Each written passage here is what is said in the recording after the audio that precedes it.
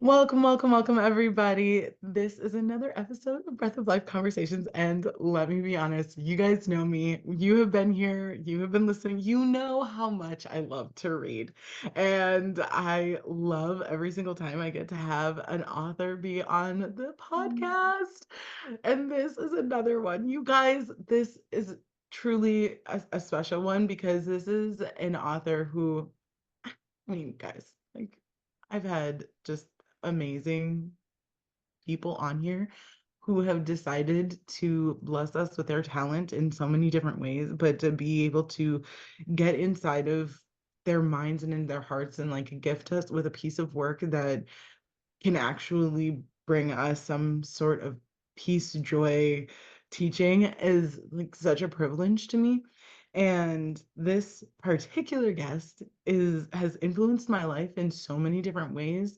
And it really started before she became an author. But today we get to talk about her book. I'm so excited. There she is. Here she is. Which you can find in your local bookstore. This is the Inner Tarot, and welcome, welcome, welcome to Breath of Life Conversations, Miss. Hello. Thank you for having me. What an intro. I feel honored and I'm so excited for this conversation because, like you mentioned, we've been in each other's lives and worlds for a while, long before the book. So it's exciting to have all that history too. Yes. So, guys, this is a book that is part instruction manual, part biography, Yeah, kind of. part Actually, yeah. memoir, Yeah. um, part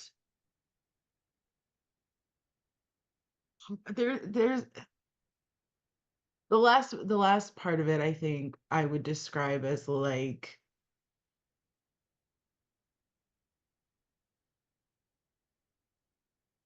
her gift to yourself, truly, because this is not what I expected. No, I get that a lot. When people read it, they're like, "Hold on. I thought it was a tarot book." And it is, but it's really validating to hear that. I think it's quite a hybrid of a few different things, and it's really meant to create such a personal experience with the cards, which means I had to get very personal too. So, Yeah. And like you said, we had been number okay, so I should say this. Kate is my teacher, guys. Like yes. when it comes to tarot, this is who I learned from. Mhm. And when I tell you that the way that she teaches tarot is by and far different than I've ever seen anyone else teach tarot before, Thank you. that is an understatement. The way that you've learned who the cards are. Mhm. And I think that's one of the things that really sticks out for me when I listen to other readers of tarot explain tarot. They do not see the tarot as a story necessarily. Mhm. They don't, but they definitely do not see them as people, like Yeah. as characters, as essences. Mhm. And you do. Every queen is a character. It's a person to you. It's a personality trait. Every king, every knight, the the major arcana itself, Yeah. it has a protagonist to you, and it's someone who goes through this major life Mhm. transformation. Mhm. And looking at the minor is just you looking at everybody's day to day, like this individual's day to day Their to-do life. list, their yeah. The problem they're having that day, the conflict, the conversation. Yeah. The daily Yeah. grind of what we're moving through. Thank you for saying that. I do look at them as like people, as characters in a story, like you said, but also just like an extension of me too. Like they're a part of me. They're my friends. Like I know that sounds kind of crazy, but they're like not they're a tool that I rely on, but at this point, the deck and I are so intertwined and connected that it just feels like we're like moving about life like two besties, and I love it. Yes, that's a great way to describe it because as I read, that came through so strongly. This Thank you. was just an ability. This is just another conversation.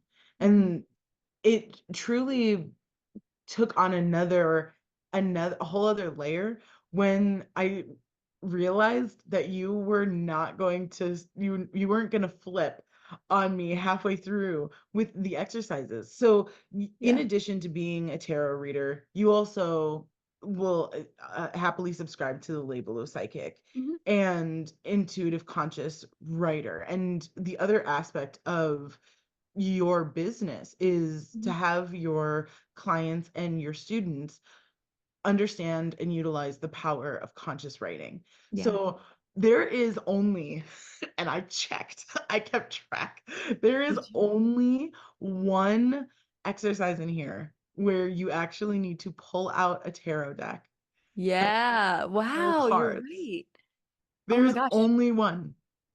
And I think it's literally the first exercise has you pulling out cards. that's hilarious. The rest of them all have you pulling out a pen and paper Yep. and journaling or just constant stream of writing. There's a few where you're just like, I just need you to sit and just write down like what it is that you're feeling, how Mhm. it is that you like think about this idea, this concept, whatever it is that the cards are representing or Yeah. allowing you to like problem that the cards are allowing you to kind of look into and just sit with it and Yeah. just write. Mhm. And I was halfway through the book and I was like, second. Yes, you checked. I love that you fact checked me like that. Yeah, there's not a lot of tarot spreads because that's not how I read cards either. Like it's like I don't really subscribe to them. I don't like use that every day. I don't have this really formulaic practice. It's like I pull until it feels right and then I sit with the messages that came through.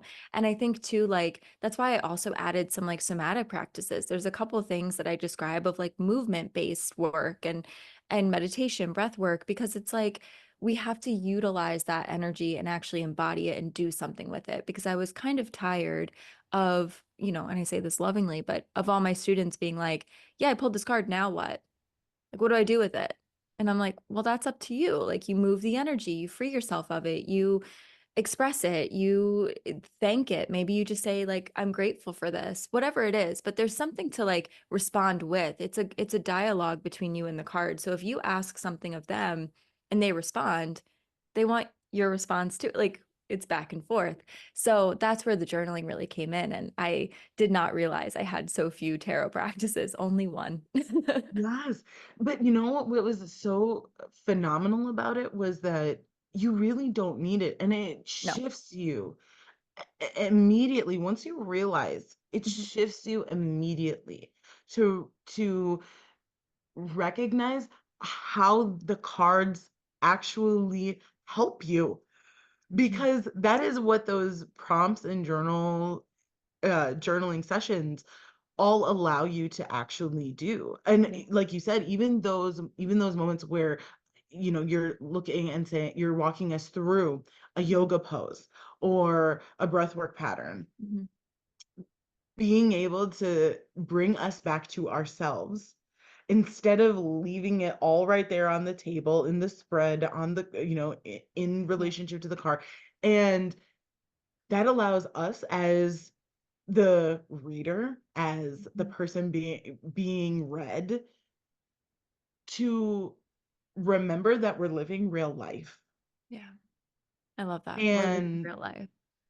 not get caught up in the mess. Yeah. Even when it's what somebody would stereotypically call a bad draw, right? Yeah. There's so many people who say, yep, there's these quote unquote bad cards in the deck. And that was something that drew me to you as a student when I was just kind of looking at your content, seeing number one, really, if you were going to be the right teacher for me, Mhm. because I didn't want to work with anyone. I didn't want to learn the cards from anyone who felt like there were negative things Yeah. about the deck. It really bugged me to see reader after reader or teacher after teacher being like, if you pull the death card, like doomsday. If you pull the tower Totally. card, doomsday. It's like, come If on. you pull Well, even one card in the swords. sometimes I say that to people too who are really anxious. I'm like, how many doomsdays have you really had in your life? Like, have we had hard days 100%? And can I think of a couple days where I'm like, that sucked. That was really hard. That was one of the hardest days of my life. But luckily, they're not every day. Like, so for how Yeah. often we're pulling those cards, you have to realize there's something internal going on. And the thing is too, thank you again for validating like my feelings about these cards is like they are definitely here to support us first and foremost, always. And they're meant to be a resource to us. They are not, free will is always at play. So the energy you bring to a reading is the same energy you're going to receive from the deck. And I think like also energy likes to close a loop. It doesn't like to just be open and vast and like just sitting there. So when you have a tarot spread and you kind of don't set yourself up for some sort of like accountability or action, what you did through this divination work is you just stirred up a lot of energy and gave it nowhere to go. And energy with nowhere to go can manifest into some of these anxieties, can manifest into and become some of these worries and these uncomfortable feelings we're talking about. So it's like set yourself up for the grounded experience and you're going to really love it. You're going to be not afraid of it at all. Yes. It's really interesting that you mentioned that because that's really how I see Mhm. the book in and of itself. Like you don't leave us hanging with a bunch of leftover energy and nowhere to go with it. The book truly does end with this feeling of okay, I've just completed this journey. However, like Mhm. you said, life is a cycle. The energy likes to end in these loops, but just as it closes off, there is this state of new beginning, which I think is really hard to pull off as Yeah. an author. And I think that's why we have nowadays so many authors that are like, I'll make a series. Yeah. I don't I have to know. close People it. have asked me, they're like, so what's next? A journal of it? I'm like, the journal's in there. Like, it's like 4 books in one. So that is it. That is the resource. That's the guide. And it's funny because I've been doing, podcast interviews and things like that for the book, which obviously I'm obsessed with doing and I love doing. But I feel like as soon as that book, talk about energetic like change and shift and cycles, as soon as the book hit shelves, I felt something really change in me personally. And my desire to talk about tarot so much kind of lessened, not because it's not still like a piece of me, a part of my heart. It's just different now, like the book literally closed a chapter in many ways. So for anyone who's listening, like we're talking a little bit about my courses and previous things I used to teach. And I haven't really offered them recently because everything is in this book. So I do teach the cards. There's a ton of practices like Abigail's mentioning. But there's also like actual tarot learning. So it's everything you need in one, if I do say so myself. And Yes. yeah, it's funny that like, life mimics art in that way. I created this book. I'm proud of it, but because it feels so complete, I've noticed how that's translating to my own experience with like my teaching. And that's really been funny and kind of like an identity crisis in its own way. I'm like, well, who the hell am I without tarot? I'm the tarot girl. But we'll see, we'll see how it looks.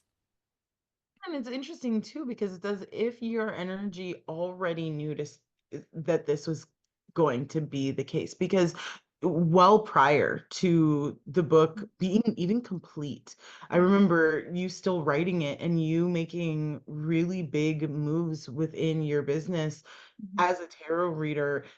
Not saying that aren't still taking clients. I know that you Yeah. still do in limited form your calendar. But your calendar has shifted as far Mhm. as like what it is that you're offering. And you mentioned it that your courses, um, don't get me wrong, the minute that you decide that you're going to teach level two You'll be of there. it, I will be I'll be there. But I also hear what you're saying though of I personally don't pull cards in any form every single day. Mhm. I know that there are definitely people who are on that journey of it, but truly, I wish you could see it. Like just immediately to my left is my like what I call my plant and card stand. And I literally love I've that. got like 30 some decks, many of which are versions of tarot. Um and I don't, I mean, they're there, and I can feel their support, but I do not feel at this point in my journey as an intuitive, as a reader, as a healer, that I need to go to them to help to Yeah. answer every single question. Yep. But what I found after reading the inner tarot was that I understand the cards in a way that I don't necessarily need to To go use to them them every day. either. Yeah. Yeah, Yeah. and I don't feel like I need necessarily further instruction. I feel like I would go to that class Mhm. because I wanted to be in your energy, right? I wanted to learn Mhm. from you. Would want to have those dialogues with you and with other students, instead of necessarily going with this idea that I needed to somehow get better at Yeah. Oh, understanding that the makes me cards. so happy. I say that all the time. I'm like, if you are entering this practice wanting to be a good reader, you're screwed because it's not about that. It's really not. It's constantly evolving, and inevitably you will get stronger or better or more trusting of your tarot pulse. Like I was even thinking about that in the shower because that's when I think. The other day I was like, my readings are really different than they used to be. Like the majority of my work now is one-on-one sessions and readings, and they do feel so different than they did even a year ago, 2 years ago, 3 years ago, and they're strengthening. But I've never once been like, I have to get better at this. I have to be better at reading these cards. And it's because they, again, are an extension of your comfort within yourself and your trust within yourself. That's how accurate they become. So yeah, it's like the whole teaching this practice has always been really complicated to me because we deserve mentors and spaces to explore things that we enjoy. I fully agree with that. But teaching it like textbook style, it's not University of Tarot. Mm-mm. It's just not. So it's like with that in mind, what is that space really serving? Is that actually hindering your growth and trust in yourself? And I think the book, it became clear to me that that was like the perfect in between. It's a very, very like solid resource, but it allows me to not take you out of your natural experience as a tarot reader. Yes. You mentioned University of Terra, and this is something I really truly like wanted to get your thoughts on, because I've Yeah. listened to other podcasts that you've been on, and you Yeah. have made the comment in the past of how you don't feel like intuition in general should Mhm. be something that we have a like set standard uh Yeah. institution for. Mhm. And I remember hearing it the first time and being like, oh God, I'm thinking like, but I have seen so many readers that like just are either borderline dangerous because of how that they're delivering readings and how they're influencing people, and but also very much understanding what you mean of like, as soon as you get a formulaic way of doing it, that cuts off people's ability to be creative. It Mhm. stops people from trusting their own intuition, because as soon as you're like, well, this is how you do it, and this is how you're supposed to, this is what things mean, Mhm. all of a sudden you're that one size fits all Yeah. really messes things up. I mean, we're seeing systems breaking now, and I Yeah. think part of the reason for that is because those systems don't work. And if you're Yeah. starting to say, well, there's only one way to do things, Mhm. eventually the world is going to say, well, that actually can't be, so we're going to break it. Yeah, I mean, this could be a whole podcast episode. I have so many thoughts. I have so many opinions on it. The first thing is like, an unethical reader, whether trained or not, is going to bring that energy and not have integrity in their readings. That's a personal responsibility to show up and handle those containers well and safely, period. So if someone has that kind of icky desire to manipulate or control an experience or feel like they are in that position of power, that's going to translate to probably anything they do, whether it's an intuitive healing or not. That's ego. So that's running rampant in every single industry.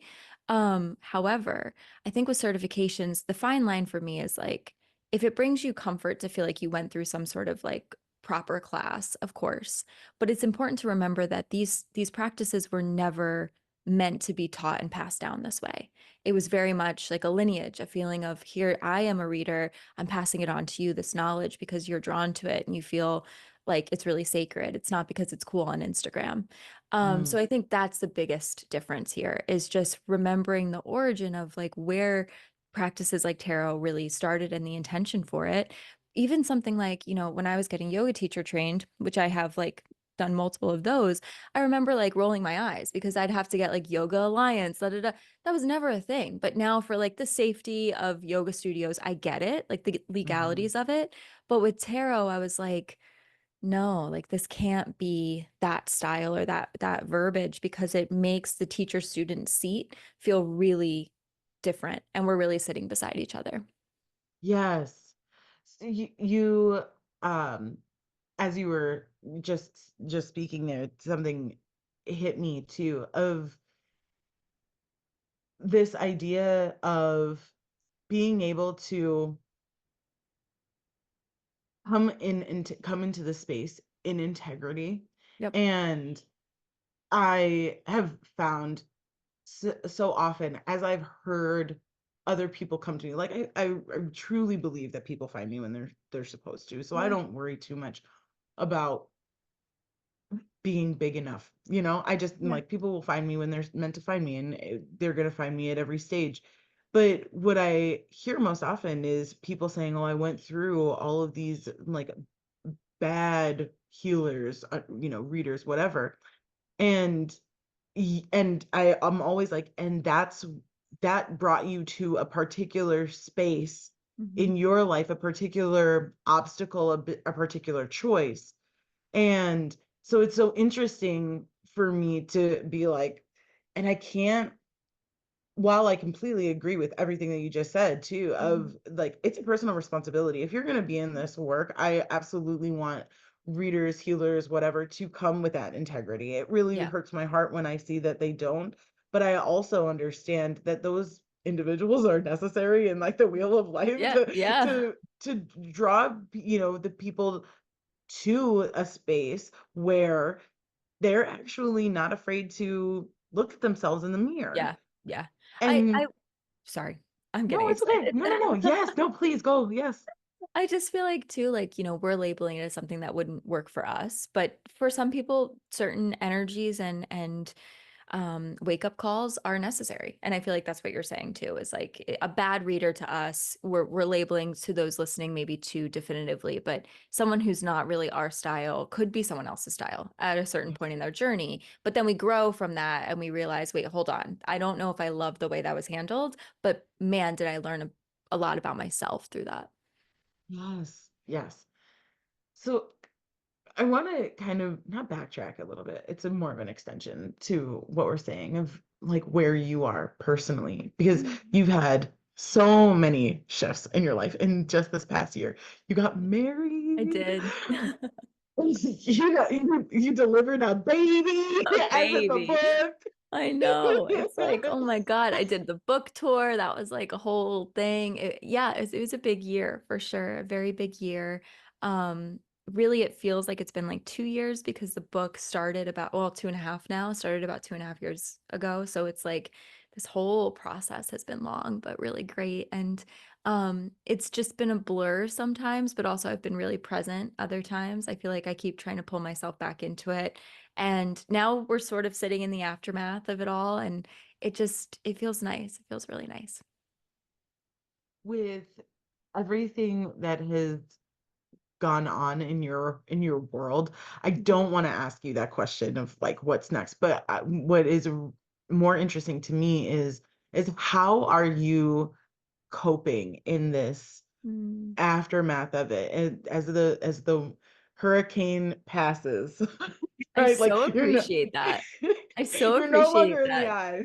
It's like, yeah, it's how it Yeah. feels. And you're right, like that question was almost immediate when I put the book out. Well, will you write another one? Is there a deck coming? This and that. And it's like It is coming from a place of excitement, but it can be also kind of invalidating, you know, and whether it's a book or not, I know so many women I work with and people in general who just, you know, they go through one milestone and then it's like, well, what's next? You get engaged, when's the wedding? You get married, when's the kid? It's like, calm down.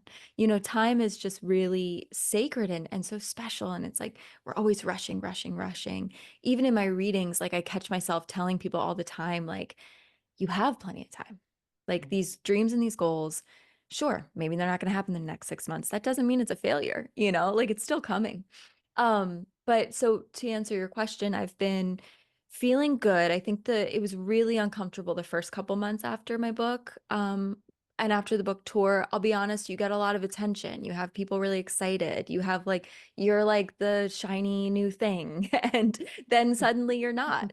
And everyone's like, okay, cool. Mm, Like the book's great. Thank you. And it's over.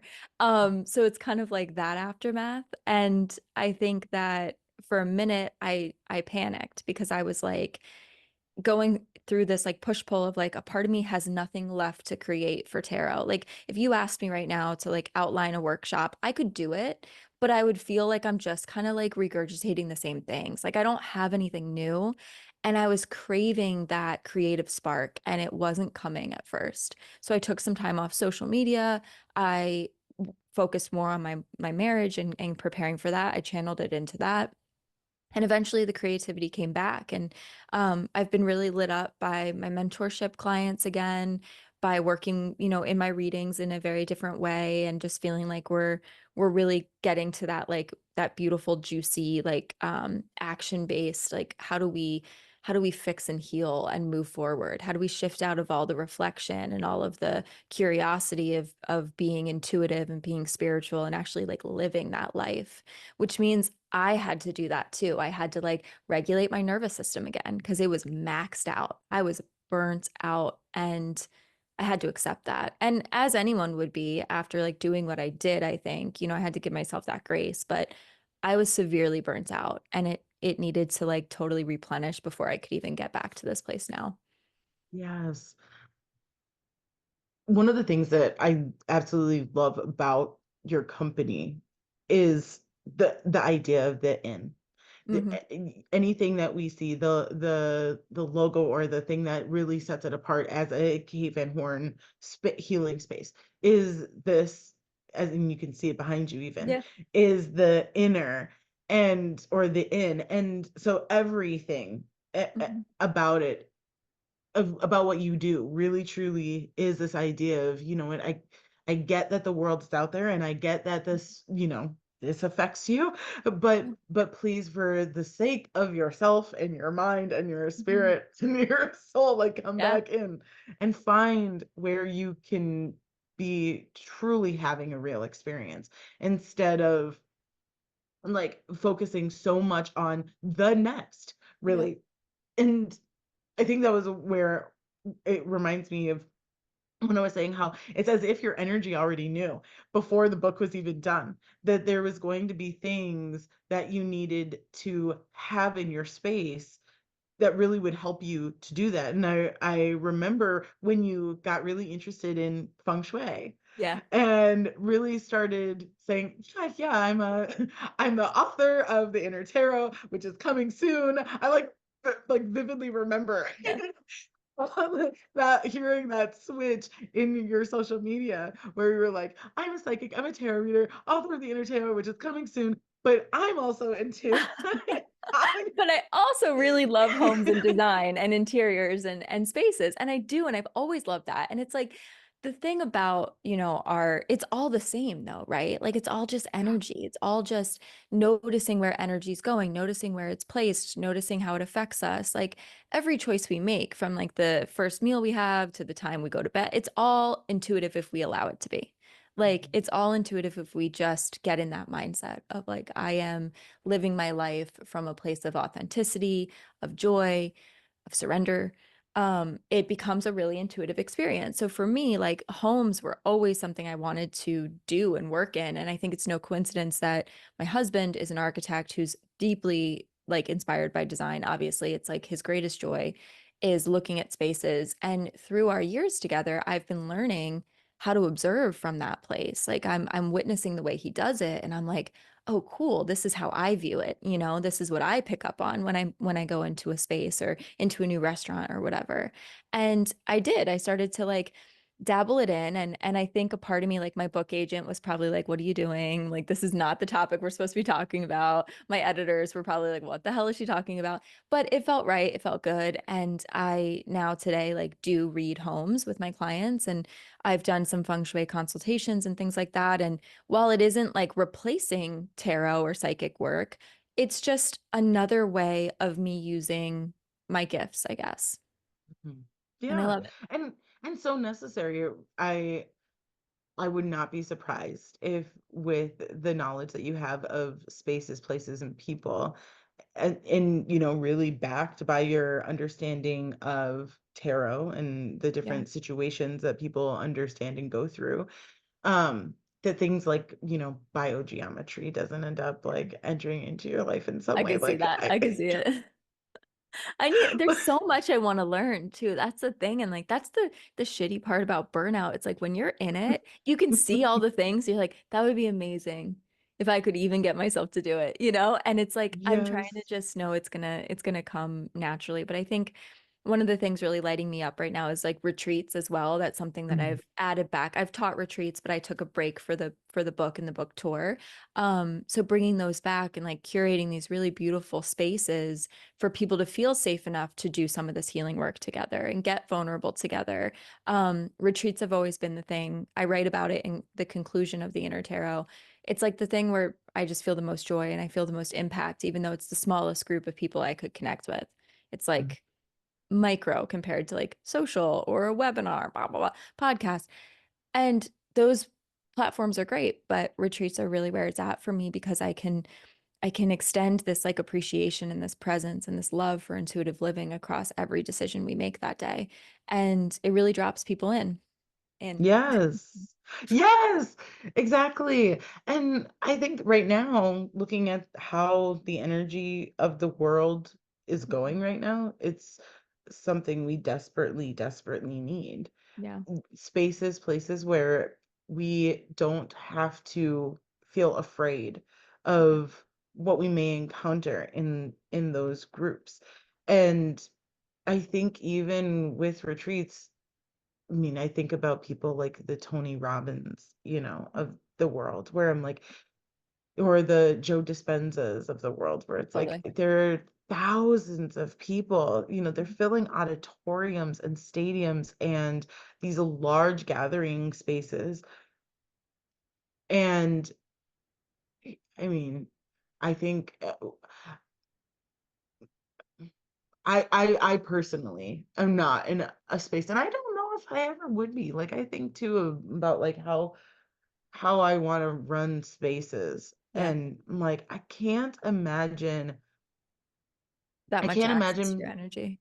yeah, Yeah. yeah, or feeling like I could successfully hold Hmm. that much energy Yeah. and be able to bring people to a place of inner awareness Hmm.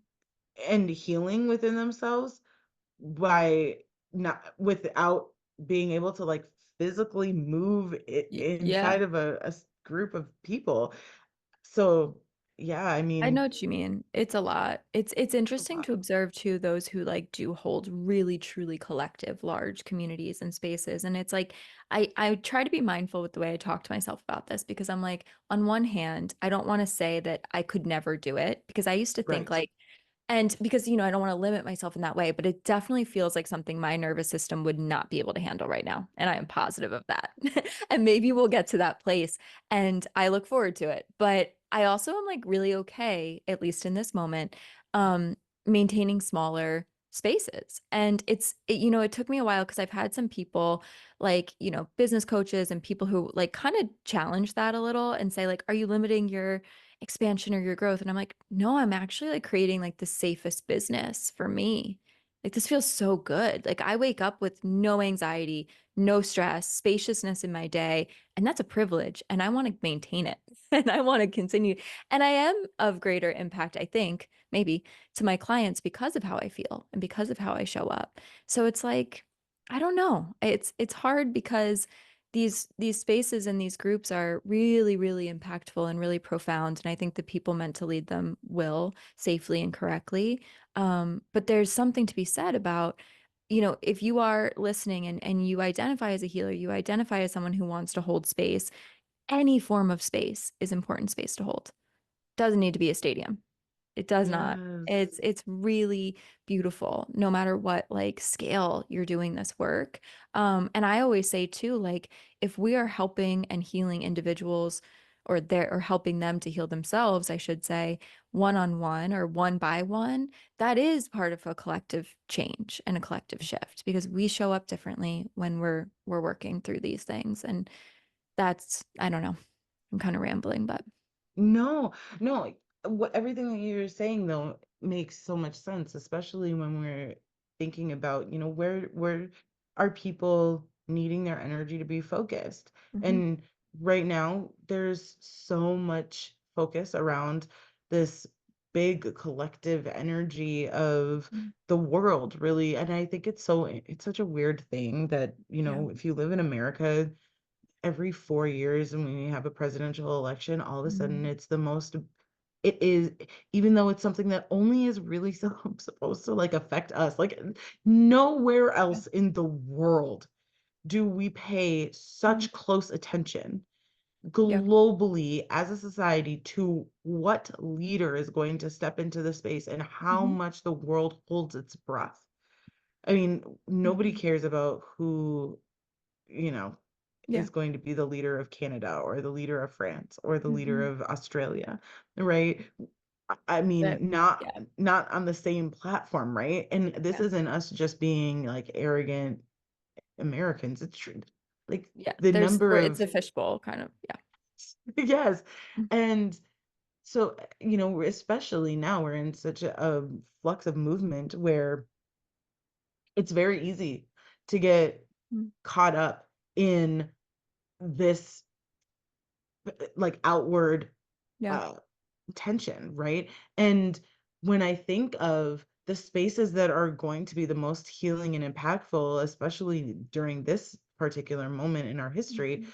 it is going to be those places where you could sit down and just have a cup of tea and talk about, what's going on in your world. Yeah, it's getting us out of this bigness, this massive, energy. And I think that it has been really interesting to see even the dialogue of like online of people being like, find your community, like go off grid. People are really getting this like pretty extreme too version of like, I want to completely remove myself. And while that's not my path, right now or probably ever, I get it. Like I get the desire to be just completely removed because it has gotten so exhausting to keep up in many ways. And I think that's where, I said it at the beginning of the year, my big thing, like from collective readings, from reading my clients, noticing trends, every year, similar to the cycle of the election, like every January 1, we want to know what's this year going to be like.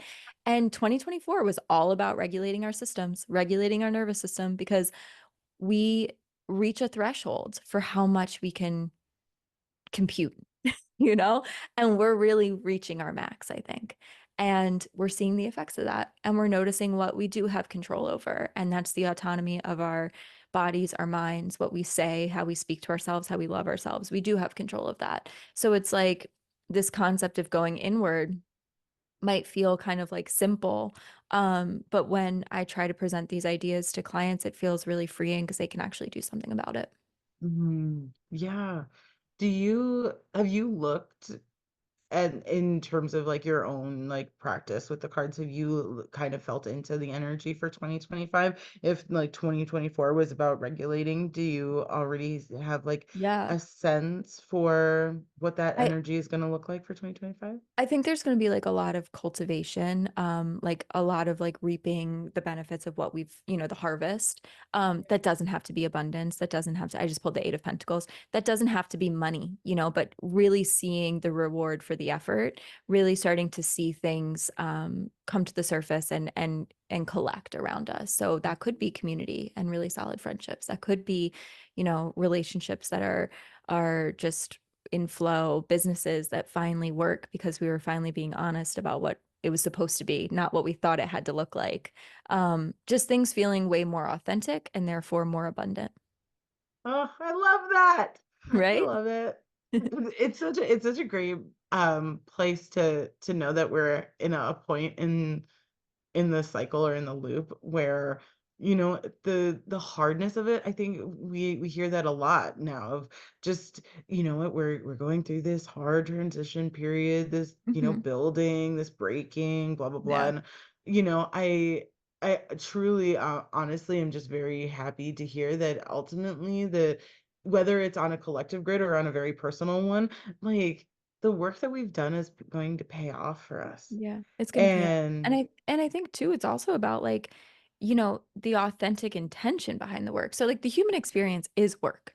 Like that's why we're here. Like we're here to do something and we got to work a little bit. So like whether that's, literally or just the effort of showing up and going through the day to day, like it's a labor. And I think that we're working smarter, not harder. And we're being more Mhm. intentional with why am I doing this in the first place? Like, am I doing it to prove something? Am I doing it like what are my values here?